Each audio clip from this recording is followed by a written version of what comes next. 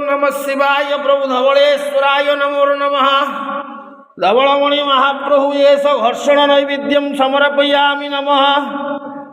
ओम ब्रह्मा मुरारी सुरार्चितलिंगम निर्मल भासित शोभितलिंगम जन्मज दुख विनाशकलिंगम तत्प्रणमामि सदा शिवलिंगम। हे लिंग ब्रह्म दया कर महाप्रभु कृपा कर। आज 2025 शुभ दिन रे महाप्रभु जगत को आशीर्वाद कर संसार सुखी रख समस्त दाता भक्तंकर सेवारे संतुष्ट ही सुबल प्रदान हो बोल आनंदे कबारे हरि बोल। दाता भक्तों को आशीर्वाद कर महाप्रभु येष घर्षण नैवेद्यम समर्पयामि नमो नमः। पूर्वस्वः श्री धवलेश्वराय नमः। शुभ बुधवार आज महाप्रभु नववर्ष धवलेश्वर महाप्रभुंकर आशीर्वाद जगत उपरे प्रदान हो बोल आनंदे कबारे हरि बोल।